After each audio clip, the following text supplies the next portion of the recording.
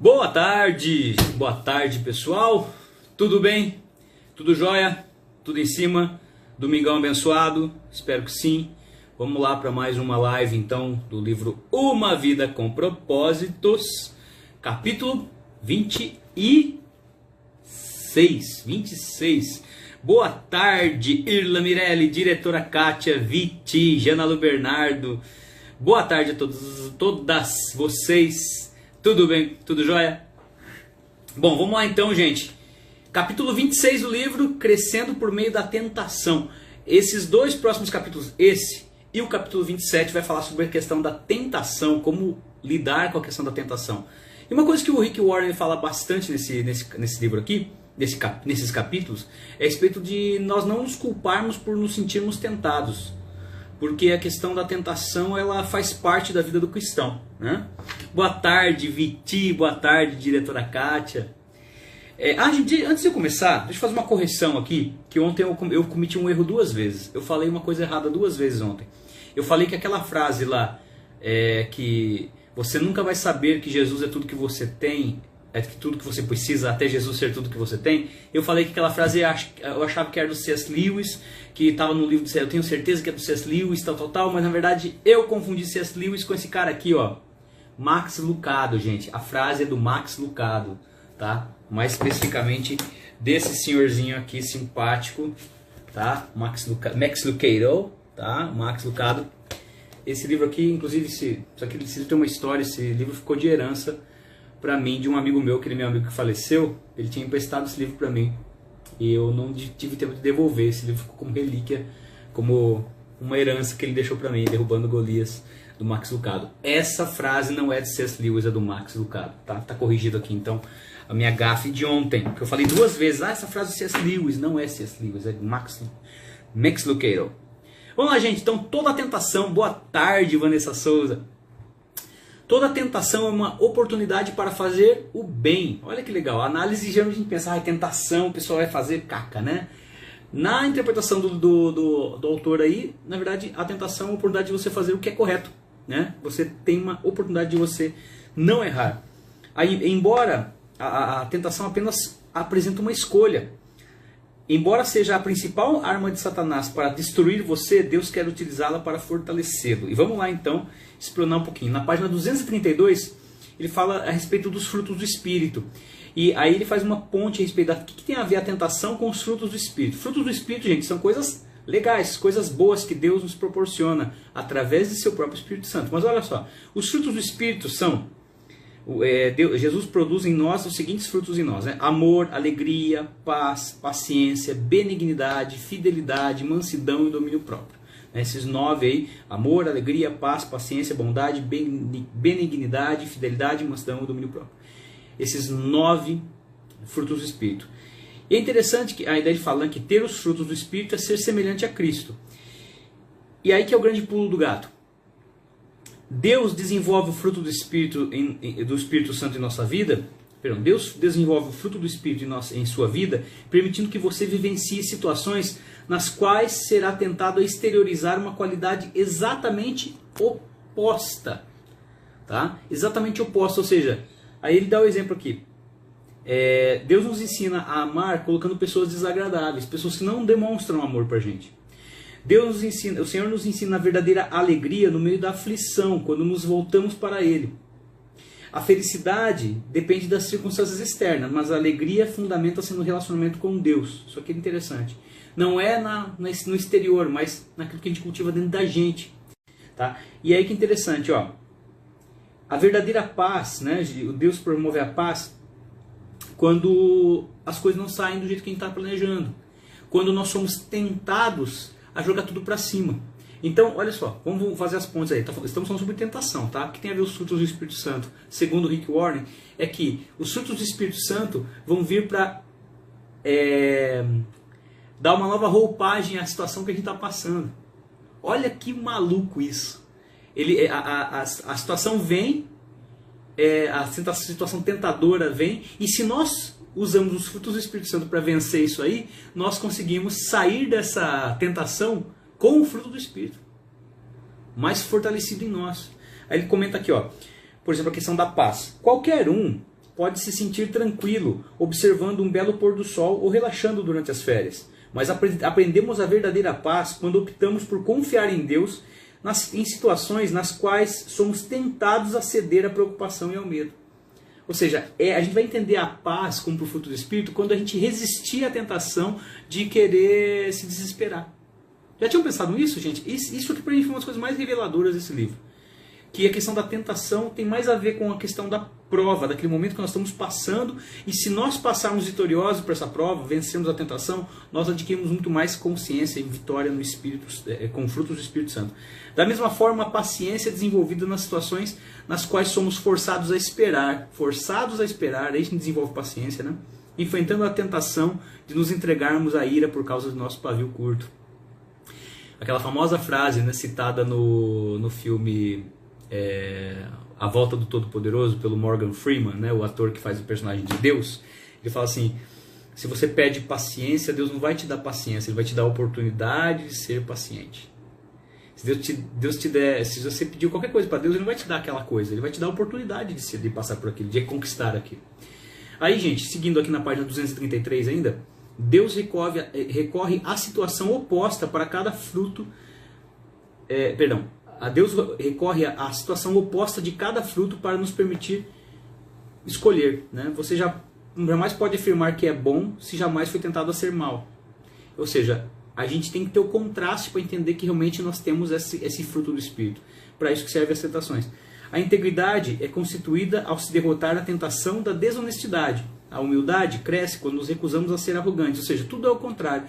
Se é íntegro, ok, você só vai saber que você é íntegro quando você teve a oportunidade de ser desonesto. Quando você teve a oportunidade de passar a perna em alguém e você não passou. Tá? E a humildade também, né? Quando você se recusa a ser arrogante. Você recusa a tentação de ser arrogante. Aí, como a tentação se manifesta, cada vez que a gente derrota uma tentação, a gente se parece mais com Jesus. Isso é muito importante. Como a tentação se manifesta, ele fala que em 4 etapas. Basicamente em 4 etapas que o inimigo vai sempre usar as mesmas artimanhas, as mesmas estratégias. Boa tarde, Eliane Gardinho, olá. 4 etapas. Primeira coisa, desejo, né? Desperta um desejo na gente. Costumamos pensar, página 234, costumamos pensar que a tentação está ao nosso redor, mas Deus diz que ela começa dentro de nós, através de um desejo dentro da gente. Se você não tiver o desejo interiorizado, a tentação não terá como atraí-lo. Gente, Judas Iscariotes, quem traiu Jesus por 30 moedas de prata, ele já tinha uma dificuldade com a questão do dinheiro. A Bíblia deixa claro, uma passagem lá em um dos evangelhos, é bem claro que Judas, ele roubava o dinheiro, ele era o tesoureiro, ele guardava o dinheiro dos discípulos. Ele que era o tesoureiro. Ele metia a mão ele já tinha essa queda pelo dinheiro. Praticamente colocaram uma pessoa que tinha dificuldade nessa área, que era desonesta nessa área, colocou essa pessoa para cuidar do dinheiro. Praticamente deixou amarrar cachorro com linguiça, né? Praticamente deixou, né, um diabético cuidando de um pote de Nutella, sabe? Uma pessoa que tem inclinação a comer, sei lá, o perigo, não pode, né? E Judas, ele fez isso. Ele tinha já inclinação por dinheiro. Talvez tem pessoas que têm inclinação para o sexo, tem gente que tem inclinação para o dinheiro, para a desonestidade, tem gente que tem inclinação para a mentira, tem gente que tem inclinação para a falta de honestidade, da falta de integridade total, né, de passar perna nos outros mesmo. Tem gente que não tem fraquezas, né, em várias áreas. Todos nós temos nosso teto de vidro, todos nós sabemos quais são as nossas áreas de dificuldade, né? E aí nós temos que nos atentarmos mais. Então tudo começa com o desejo. A segunda coisa é a dúvida, né? O inimigo coloca dúvida na gente. Será que? Será que? Será que? Será que? Depois o engano, né? O engano é um pouquinho mais além da dúvida. Aquilo começa a ficar mais sólido na nossa cabeça. E por último, a desobediência, né? Eu grifei o seguinte versículo aqui que aparece na página 235 aqui, de Tiago 1, 14 a 16. As pessoas são tentadas quando são atraídas e enganadas pelos seus próprios maus desejos. Então esses desejos fazem com que o pecado nasça. E o pecado, quando já está maduro, produz a morte. Não se enganem, meus queridos irmãos. Ou seja, através daquilo que a gente é tentado por aquilo que a gente deseja. Superando a tentação. Como nós podemos superar a tentação? Primeira coisa que aparece aqui, recuse-se a ser intimidado. Né? A gente tem que levar com naturalidade a questão de ser tentado. É normal ser tentado. O que não é legal é a tentação. Ser tentado não é pecado. A tentação só se torna pecado quando você se entrega. Lutero, essa frase eu acho sensacional, já usei várias vezes em sala de aula. Lutero afirmava: não podemos evitar que pássaros voem sobre a nossa cabeça, mas podemos evitar que eles façam um ninho sobre ela. Nós não conseguimos impedir que um pássaro voe ou até mesmo pouse na nossa cabeça, mas nós conseguimos evitar que ele permaneça ali. Assim também são os pensamentos. Passou uma coisa pela sua cabeça? Ok, passou. Tudo bem, pensei. Pensei em uma bobagem. Gente, nós homens somos visuais também. Tem cada coisa que passa na nossa cabeça que, por conta de coisas visuais, passa na cabeça. Só que se a gente alimenta esse pensamento, aí que a casa cai. Você não pode impedir que o diabo de sugerir pensamentos, mas pode escolher não assimilá-los ou agir de acordo com eles. Outro tópico aqui, aí tem outras coisas que eu não vou entrar, gente, que são coisas muito específicas, profundas. Quem lê o capítulo sabe que esse capítulo é muito legal para você revisar depois também. Mas assim, é interessante, ó. Reconheça seu padrão de tentação e prepare-se. Gente, nós seguimos um padrão de comportamento. A gente cai muitas vezes nas mesmas questões. E ficar atento a isso. Poxa, onde é que geralmente eu caio? Com quem que eu estou? Quais são as situações? Quais os ambientes? Quais as circunstâncias? Sabe? Se mapear nesse sentido é muito importante. Jannalu Bernardo, sobre essa passagem de Judas, Diego. Isso foi uma tentação? Deus, ele não tenta. Eu acredito que Jesus queria tratar disso nele. Eu acredito que não foi uma tentação. Acho que foi, na verdade, Jannalu, uma brecha. A história precisava de uma pessoa que viesse a ter essa brecha e foi Judas. Essa é a minha leitura. Porque ele ia ser traído. Estava escrito lá desde Isaías, se eu não me engano. Em Isaías estava escrito que ele ia ser traído. Que Jesus ia ser traído.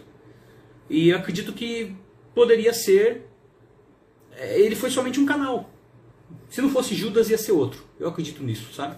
Mariana Meneghini. Boa tarde, Mariana Meneghini. Gente, deixa eu dar uma dica aqui. Sigam a Mariana Meneghini nas redes sociais. Ela é uma menina que está fazendo muito sucesso. É uma amiga minha de mais de 15 anos. Nós fizemos teatro juntos. E hoje ela está com um canal. É uma pessoa super... assim, da mídia daqui da cidade de Piracicaba. Ela já conheceu o Silvio Santos, gente. Essa menina tem uma foto com o Silvio Santos.